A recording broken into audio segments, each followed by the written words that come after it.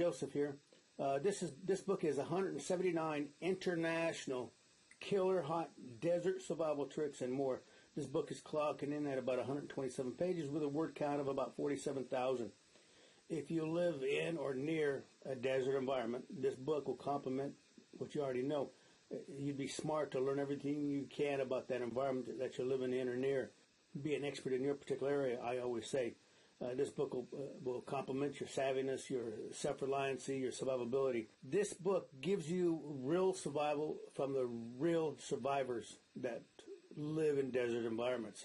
I'm talking about man, beast, insects, plants throughout the world and throughout history. And just because you don't live in or near a desert environment, this book will still help you out. This book will still give you that peripheral knowledge. And you can still use some of these tricks in a desert environment outside of a desert environment. I can tell you from my experiences from as far as the military goes, from deploying into desert environments and training in desert environments. When I say deploying, I'm talking about overseas to the Mideast. And training in desert environments here in the United States, it sucks. Desert environments they just plain suck. Deploying in a desert environment within the United States before they deploy over to the Mideast to get you acclimatized. But anyway, when we were in Oro Grande, New Mexico, doing our training, the tail end of it, they gave us some desert survival training, and they deployed us in groups of 12 into the desert with nothing. They inspected us for anything we weren't supposed to have. All we had are our fatigues that we had on. They gave us a Prick 77 radio with batteries in case we had to call for an emergency. We didn't even have a bloody knife, any tools or nothing. Not even cordage or anything to gather water or use as containers. So they took us out there, and I got to tell you, everybody, as far as I know, the groups, and I talked to them later, all the groups did a recon. Our group did a recon, and these guys came back with some milky white water substance. I don't know where they got the containers from, but they brought it back with them, and they started drinking, and I said, I'm not touching that stuff. So they started drinking it. I'll tell you what, every one of them would just convulsing, throwing up like right now. And it made them worse. They dehydrated even faster.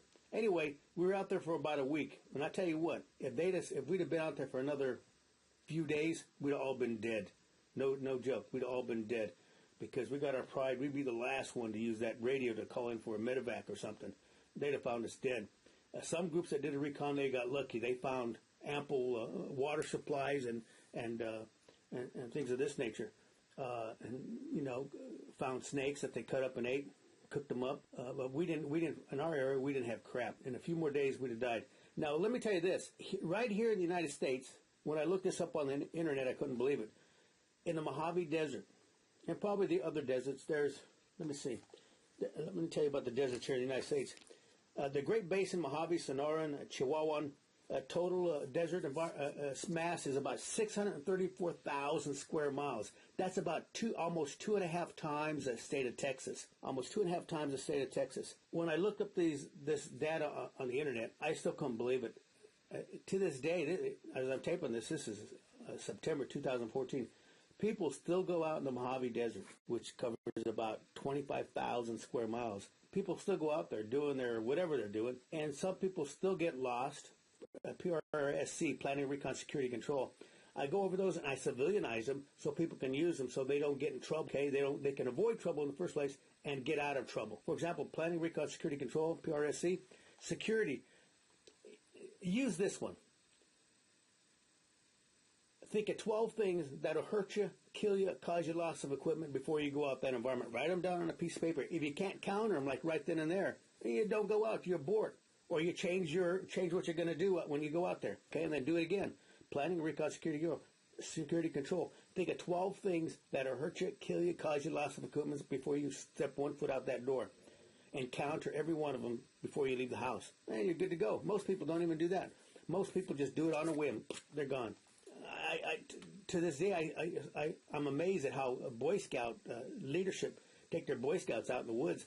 And you still read them in the newspapers. Boy Scouts getting lost or Boy Scouts drowning. Hey, if you can't swim, you don't get in the bloody water. Things like that. And if you do get in the boat, your life vests on, even if you can't swim. Little stupid things like that. That's it for 179 international killer hot desert survival tricks and more. Okay, I'll see you in the next video.